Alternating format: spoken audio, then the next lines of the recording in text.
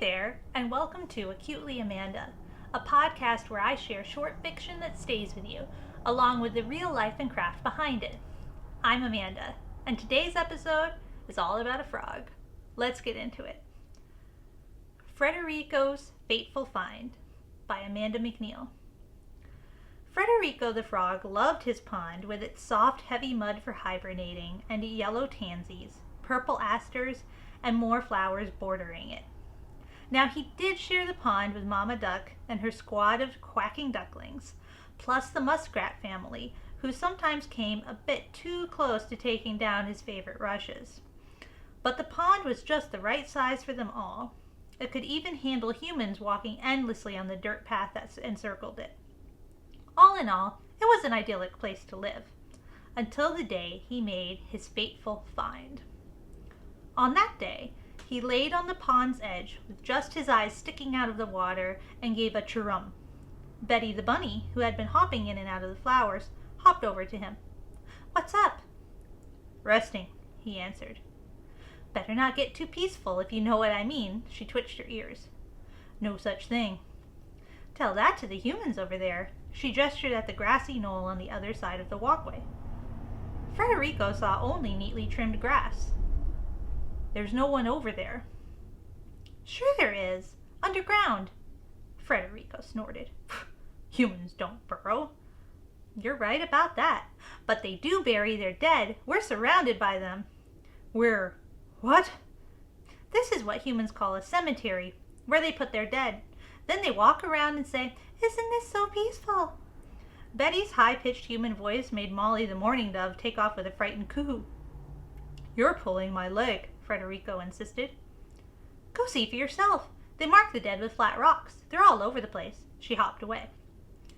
Now, Frederico didn't like to rush his decision-making, so he spent that whole day and night not moving, just thinking about it.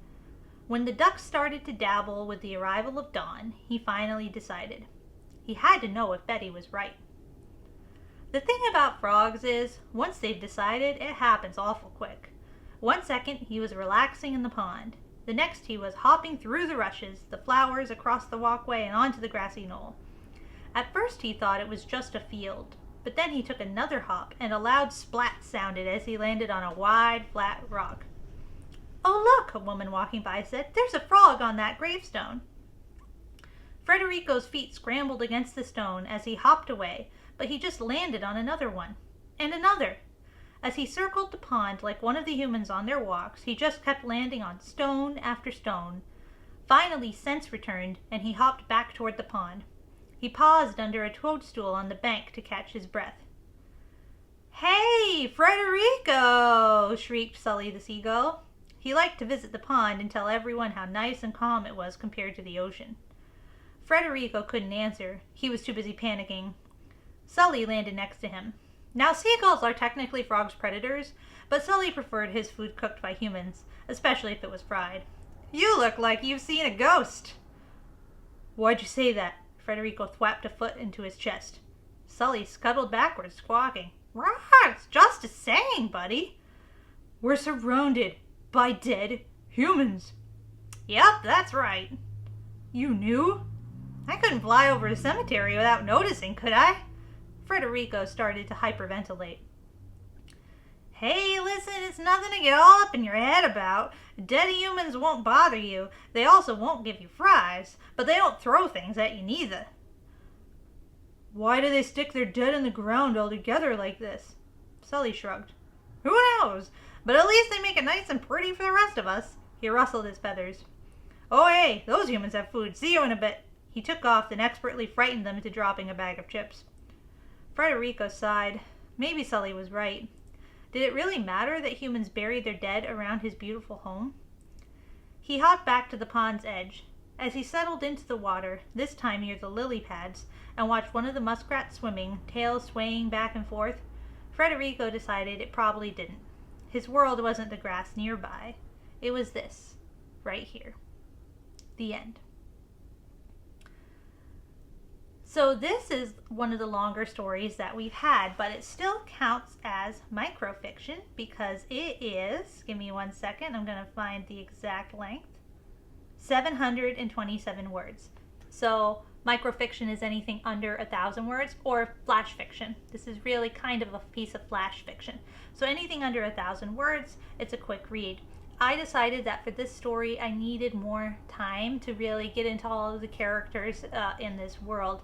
This is in the genre of what I call talking animals. So we've got fully anthropomorphized animals, but they are like, we're seeing their world, but this is not in the sense of, Peter Rabbit. They're not wearing clothes, but they are people, quote unquote, with their own little lives and their conversations and their personalities, and everything about them feels very human, except that they're not wearing clothes and cooking in their tiny little homes. So it's kind of like in that world of anthropomorphized animals that are not quite fully anthropomorphized. So this was just fun for me to get to explore. I've had some of these characters in my head for a little while. Now, the setting is actually a real place. So there's a cemetery in the suburbs of Boston called the Mount Auburn Cemetery. When I say the suburbs, I mean technically the suburbs, but it's like right there. Mount Auburn Cemetery is very beautifully maintained. They encourage people to come in and go for walks. They have a tower that you can climb and get a really gorgeous view. It's at the top of a hill, and it's a tower you climb, and you get this really gorgeous view of the surrounding areas. It's some of the best views of the city that you can get. And they have a pond that with a circular dirt path around it that you can walk. And it has bullfrogs and muskrats and ducks and herons, and it's just incredibly populated by wildlife. And I saw this picture of a drawing, rather, of a grumpy looking frog when I was looking for art to put to edit and adapt to put onto the covers of my notebooks, my line notebooks that I make and sell. You can find a link to that on my website, opinionsofawolf.com. But I found this picture and I just thought he was so funny. And I decided that I need to write a story about him. So that is where the idea of Frederico came from. And I just thought it'd be so funny because the bullfrogs really mostly just stay in the pond if he didn't realize it was a cemetery. So that is where Frederico came from. That's it for this episode of Acutely Amanda. If you enjoyed this story and discussion, drop a like. And if you're on YouTube, let me know what resonated most in the comments. Give it a subscribe if you would like more.